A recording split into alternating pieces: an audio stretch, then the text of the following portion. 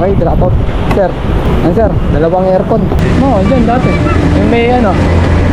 Alam nyo mga pards, karamihan ng mga tao dito sa may BGC, mga dayo lang. Pero napapansin ko yung mga tao dito, parang gumaganda at pumopogi pagka napupunta rito mga pards eh. Kaya naman sang-ayon kami ni tatay dyan eh, napupogi kapag napupunta rito eh. Ay, nakalagay naman din yung pangalan. Ah, okay. Ayun yung magandang pickup mga parts. Pagdating natin doon, naka-ready na. Isasampan na lang sa may sasakyan, mabilisan, di ba? Nag-aabang na sila sa baba. Di gaya yung iba, pagka-building. Buti mga parts, nakaswerte pa tayo ng booking kasi malaki yung high demand na nakuha natin. Pagkatapos, malalapit lang yung pagdideliveran natin. Kaya, jackpot tong booking na to.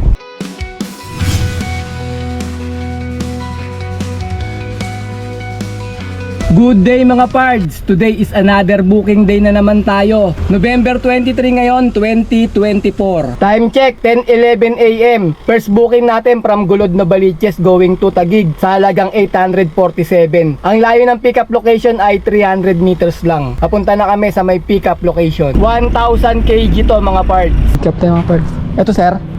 Nandun sa kabila. Ano ba to? 847. Teka lang sir walang barya. Sir thank you. Aircon. Ilan ba?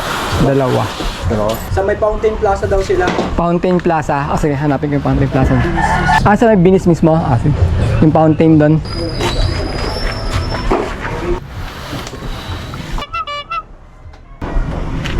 Okay, ang layo ng drop-off location natin ay 27 km. Alright, let's go! Ang ETA pala natin mga parts ay 1 hour and 28 minutes tayo makakarating sa drop-off location natin. Good morning mga kapards! Sabado nga pala ngayon, November 23, 2024. Biyaheng Lalamove ulit tayo. Yung drop-off location pala natin, papunta tayo ng Binis sa may Upper McKinley, Taguig. Doon natin dadalhin tong dalawang aircon. Diretso na natin to. Dahil tanghali na, medyo nahirapan din tayo kumuha ng first booking natin. Gaya sa lugar namin, medyo mahirap kumuha talaga ng first booking eh. Pagsasabayan mo pa, lalo tayong tatagal. Diretso na natin. Dinanghali tayo ng biyahe ngayon kasi masasakit yung katawan namin ni tatay kahapon. Yung na-pick up namin ay frozen good o frozen meat. Ang bibigat, isang piraso, 35 kilo. Although konti lang naman kasi 600 kg lang yun. Sabi pa nga nung ano doon, nasa 500 kilo lang daw lahat yun eh. Ayun nga, hindi naman tayo napuno, halos kalahati lang yung sakay natin. Pero kami kasi ang nagkarga sa sakyan namin, tapos kami rin ang nagbaba, tapos nilipat sa may kabilang L300. Kaya kahit ganon, mabigat eh. Sumakit yung mga braso namin, kaya tinanghali kami ng gising. Pagkatapos, may buwat naman yon 200 pesos kasama sa booking. Tapos yung pag-drop off namin, nagbigay naman si sir ng 100 dagdag. Bali yung buwat natin, umabot ng 300 pesos. Okay na rin, may 300 pesos. Saan natin pupulutin 300 ngayon? Hindi tayo makapulot ng 300. Kailangan talaga pinaghihirapan bago tayo magkaroon ng 300 pesos. Kasi wala na ngayong Santa Claus na namimigay ng 300 pesos sa alsada. Kailangan pinagpapaguran talaga yon. Sa Pasko, baka meron. Kung tayo sa mga ninong nyo, baka bigyan kayo ng 500. I-enjoy lang natin yung mga biyahe natin dito kay Lalamove mga parts. Kahit mahirap, parang hindi tayo nagkasama sa biyahe. Ganun lang ang diskarte para tumagal tayo sa pagbibiyahe kay Lalamove. Sabado ngayon, mukhang maluwag yung Quirino Highway eh, oh. Magandang start ng Sabado to, ngayong umaga, alas 10 na. Kasi pagka ganito, pagka alas 10 dito, masikip na rito, traffic na. Kalayaan Bridge. Ang Kalayaan Bridge ay binuksan sa publiko noong kasagsagan ng pandemic. At alam nyo rin ba, ang bridge na ito ay gawa sa bakal at bato? Kasi pagka kahoy mga parts, ganito yung mangyayari oh. At dito nilunch yung unang bangka na makapagpalinis sa Ilog Pasig. Ito yun mga parts oh.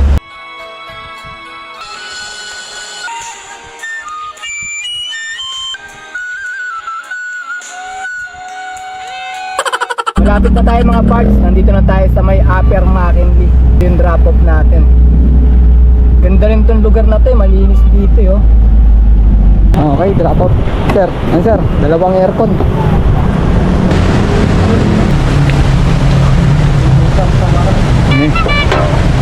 Kaya, sige, lalay natin.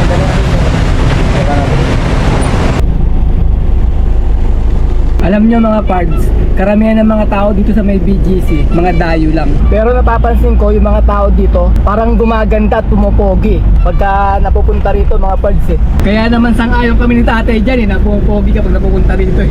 Kaya nga, gusto namin mag-deliver dito mga pards kasi nakakapogi dito eh.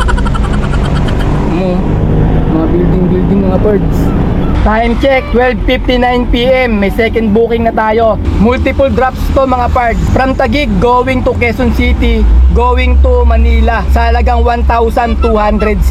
Ang layo ng pickup location ay 1.6 km. 1,000 kg to mga pards. Papunta na kami sa may pickup location. May high demand siya na 507. Bali, sir, ito po yung last na drop. Ito yung last, ito yung una. Ito po yung una. Sige ma'am. May nakalagay naman dito yung pangalan. Ito. Okay. Ulitin ko lang ma'am, Santa Ignacia. Ito. Opo, ito po yun. Kay Miss Mariel po. Mariel. po. Oo. Opo. Ayun po yung pangalan na nakalagay naman po. sige. Tapos ito pong last, Adela Street po. Kay Miss Abigail Ang. Abigail po. Ayun yung magandang pickup mga parts. Pagdating natin doon, naka-ready na. Isasampan na lang sa may sasakyan, mabilisan, di ba? Nag-aabang na sila sa baba. Di gaya yung iba, pagka-building, pagdating mo doon, wala pa. Tatawag-tawagan mo pa.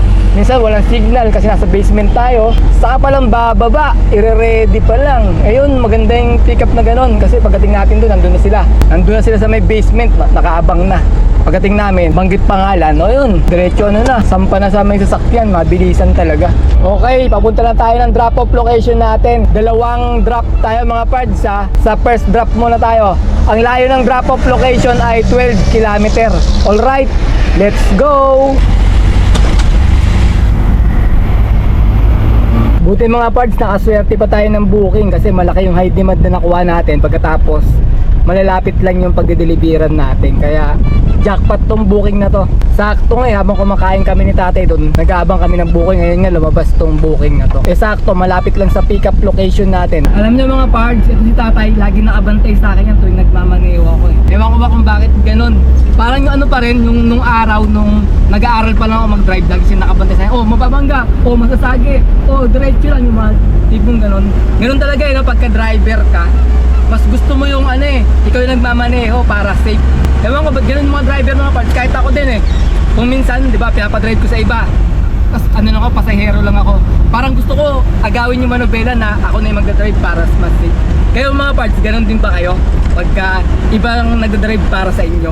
Kasi parang napapansin ko lang mga parts eh, karamihan sa mga driver ganun eh. Pagka iba yung nagdadrive para sa kanila, parang kinakabahan sila eh. Mas gusto nila na sila pa yung nagmamaneho para mas safe, di ba? Mariel ko. Pangalan. Mariel ko ito. Gan. Gan lang din. Hindi lang. Ma'am, saan po to ma'am? Sige, patagilid tayo, kaya? Okay mga parts, na-deliver na natin yung unang drop-off natin. Papunta tayo ng pangalawang drop-off. Ang layo ng drop-off location ay 5.2 km.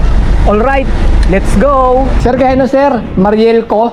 No? Mariel ko. Mariel ko? Dito ba yan? Hindi. Wala? Ay, ano pala? Abigail Ang pala. Kanina pala yung ano, Abigail ko. Dalawa kasing drop namin eh. Dito? Oo, Bill. Ayun sir, aircon. Wala ba yun si ma'am? Wala dito eh. Wala dyan?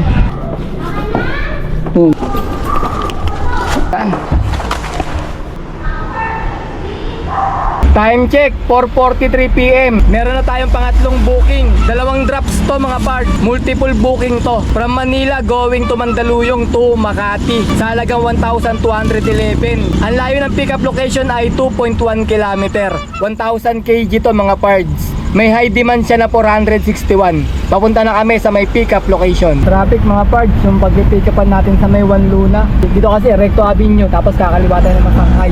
Tapos magsosoler tayo. Kaso traffic yung mga dadaanan natin. Tagal natin makalusot. Kung doon naman tayo sa Abad Santos, ganoon tayo doon. Layo na ikutin natin, tapos traffic din. 2 kilometro lang yung pick-up natin mga parts. Inabot na tayo mag-iisang oras. Nakaka 50 minutes na tayong BBI papunta lang sa pick-up natin. Grabe yung traffic dito. Ito patawid kami ng Soler. Dito na yung Lucky Chinatown Mall.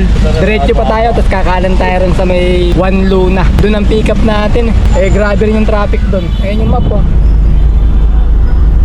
Kung saan na ako gumawa ng paraan para lang mapabilis.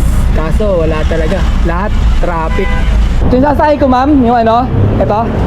Oo. Drop niyan, ma'am eh. Dalawa. Ang last drop mo ay Makati. Makati. May pangalan ba yan? Baka May mga pangalan. Meron? Kaya iba mo na ako. Ano? Sa sahig? Mat? Floor mat. Floor mat? Oo.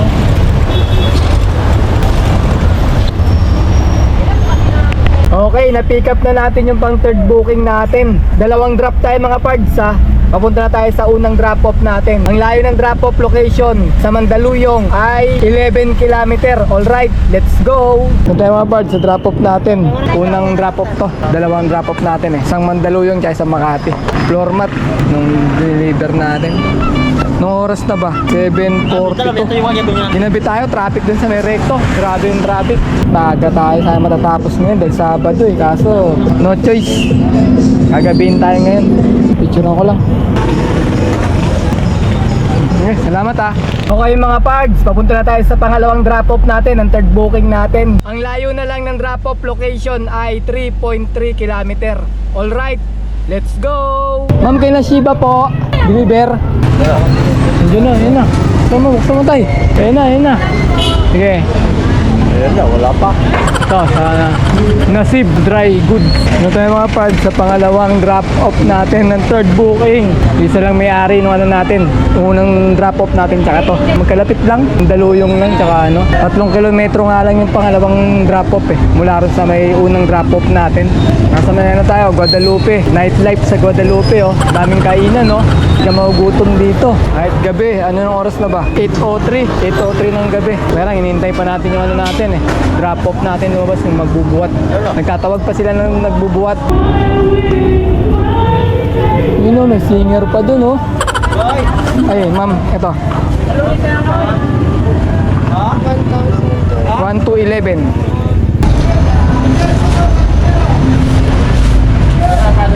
Dito kami mga pards sa may EDSA Pioneer, malapit sa may show. Uwi na kami mga pards. Time check tayo, 8:16 na eh. Tsaka para bukas pahinga kami kasi linggo. Ito nga pala yung kinita namin. Sa 3 booking, naka 2.6 kami.